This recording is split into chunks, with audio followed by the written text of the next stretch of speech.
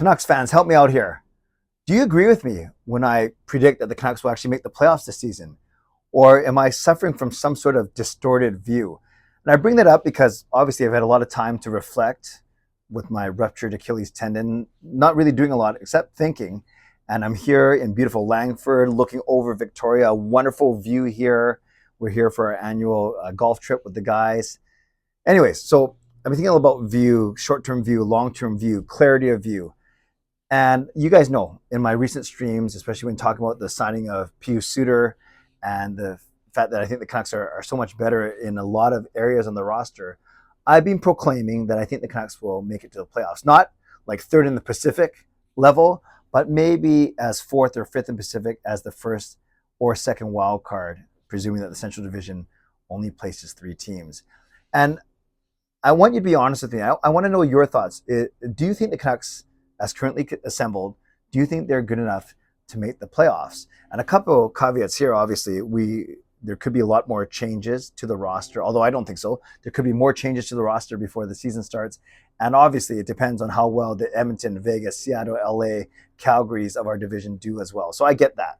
So you can't just look at the roster in a vacuum and say, oh, that's a 95-point team or whatever it is. But I've been saying the Canucks need 95 points to make the playoffs. That's usually the bar. So that's 13 games over 500. An easy way to figure that out is 95 minus 82, the number of games we play. So then I look at it as like a record, something like 42, 29, and 11. 42, 29, and 11 gets you 95 points. Now, I know that people, fans everywhere, no matter what team, you always overvalue your own team. You always overvalue your own players. That's why when it comes to free agency, or especially with trades, and you think that you're going to get this massive return for this underachieving prospect or young player, that the actual results are very underwhelming, because we as fans, maybe even media members, do this too. And of course, team personnel, obviously you overvalue your own players because A, you get to see them more. They're great things and they're warts. But B, you prop them up because you are the quote expert. And then in other markets probably don't know as much about these players. So I get that I'm coming from that bias.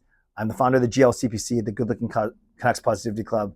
And obviously, as a fan, as a consumer, I want this team to make the playoffs. I want to see a home playoff game. Here's why I think they will make the playoffs, and I want you to agree with me or poke holes in my argument.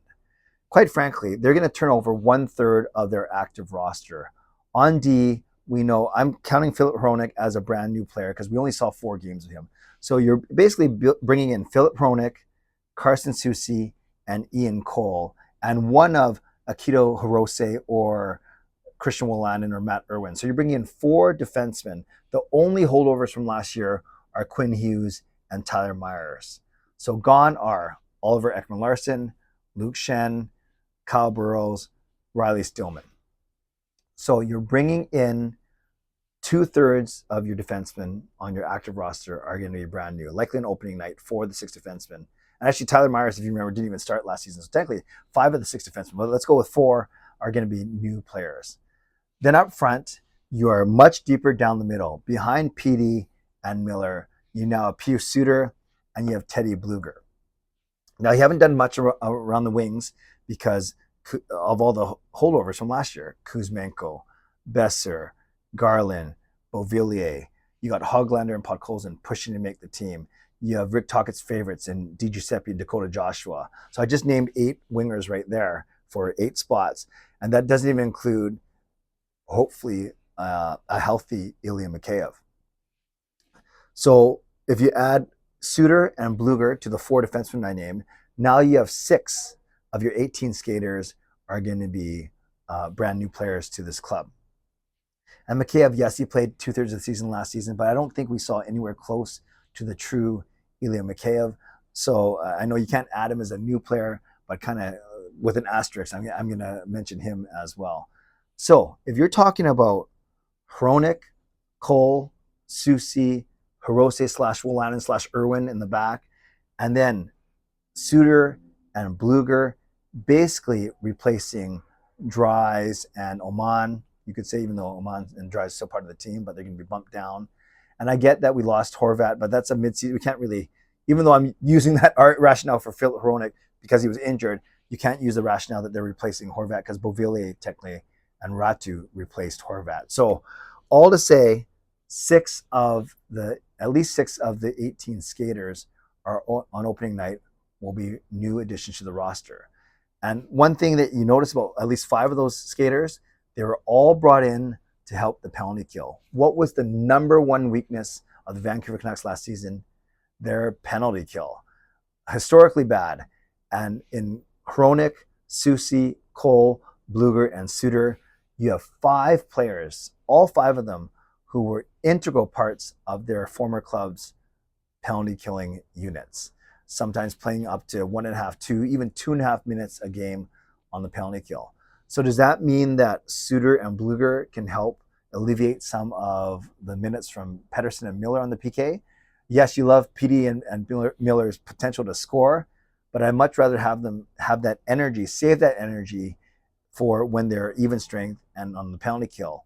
And that way they can put up even more points in more opportune moments.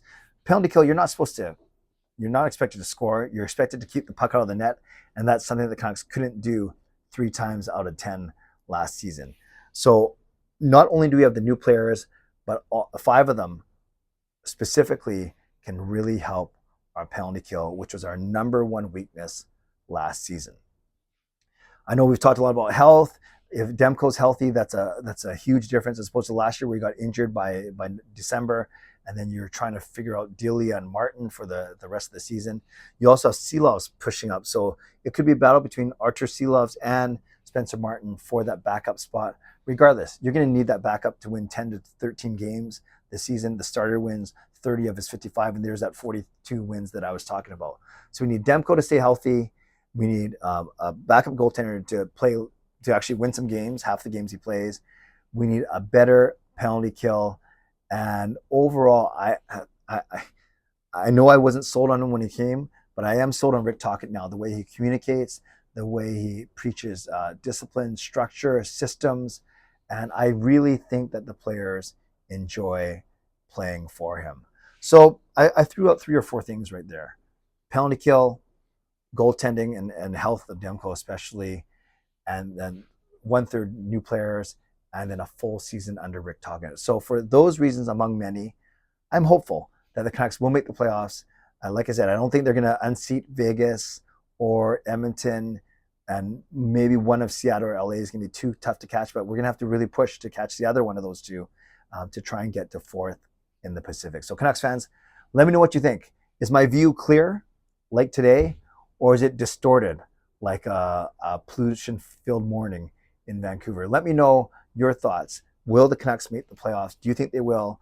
And talk about your short-term and long-term view for this team as well. Whatever you want, type in the comments. Be assured that I will read, react, and reply as best I can. Shout out to my sponsors, Van City Experts Real Estate, Perform and Transform, Personal Training, Weight Loss. Thank you, legendary Lucas Gates, legendary Carol Bovenlander, legendary Andrew Chang, Hall of Fame and franchise members as well. And thanks to all of you for subscribing and for watching. Always appreciate you.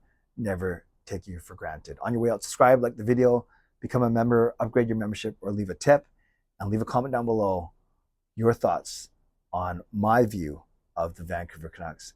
Give me your views as well. Stay safe, stay healthy, take care of yourselves, and take care of each other. Have a great day. God bless, and go Canucks go.